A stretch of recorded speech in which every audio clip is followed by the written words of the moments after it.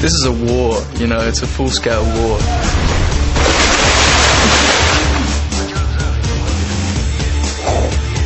Victoria is back to basically kill off Bella and Edward. Bella is the reason that Victoria's mate, James, was killed.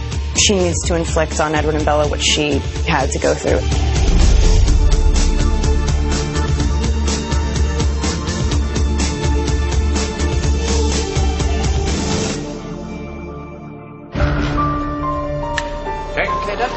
With James, it was a game. You know, it was a hunt. In this film, it's vengeance. Victoria is looking for revenge, and she's going straight after Bella. And then there's also a giant army of newborn vampires. They are the strongest vampires out there. The wolves and the vampires need each other, and they're forced to create this team. Our kind is never more physically powerful than our first several months of this life. Cut. That's really nice, man. It's really nice. David's great. You know, each experience has been so different, with each different director kind of a whole different feeling. I think they're going to go a little more intense, a little darker. That's part of the reason why they got this director, David Slade, who is traditionally a very dark director. He's bringing it down to this really realistic level. It works really well. Were you watching that? David is very funny, which you wouldn't think if you've seen some of his other films. The guy's hilarious. Clearly on his own world and doing his own thing, which I have massive amounts of respect for. I'll give you an open shot. I'm giving you an open shot.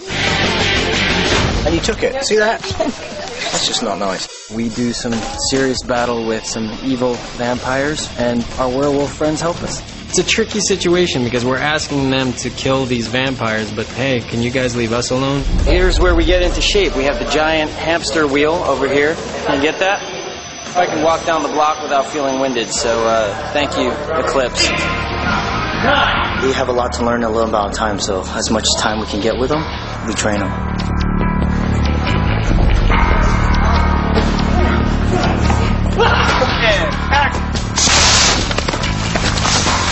Again! So you have a lot of action, and that's what us guys love. We're doing some intense stuff.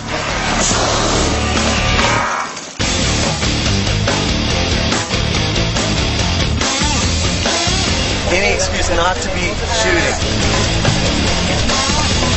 We're throwing grapes into Taylor's mouth.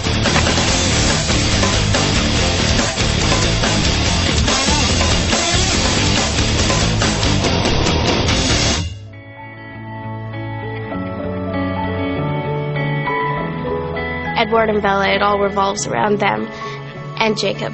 Edward and Bella and Jacob, the whole story.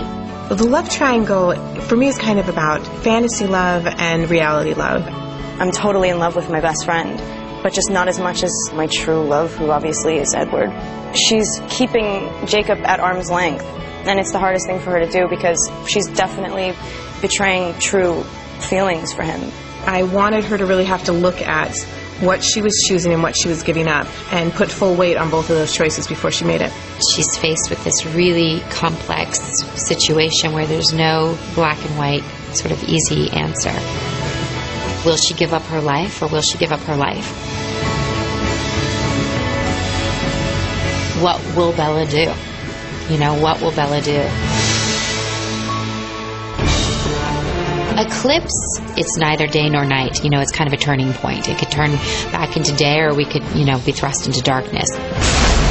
You know, I think the boys will be really excited about Eclipse. There's going to be a lot more action, a lot more romance. You know, I have a lot of anticipation. You know, there's just so much energy put into this. I just can't wait.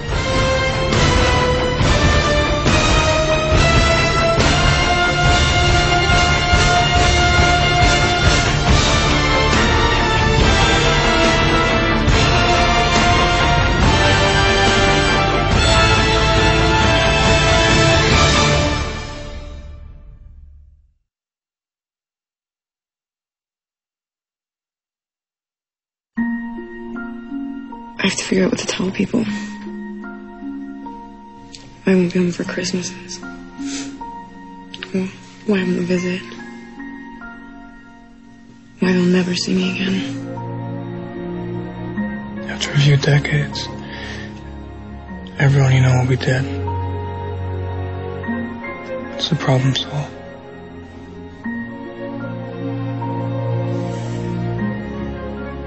Why are you so against me becoming like you? I've told you. Be honest with me. There's more. I know the consequences of the choice you're making.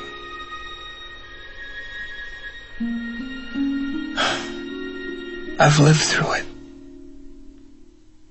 And to let you suffer that.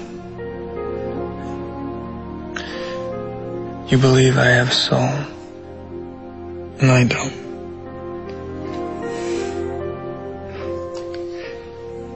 But to risk yours, just for the sake of never having to lose you,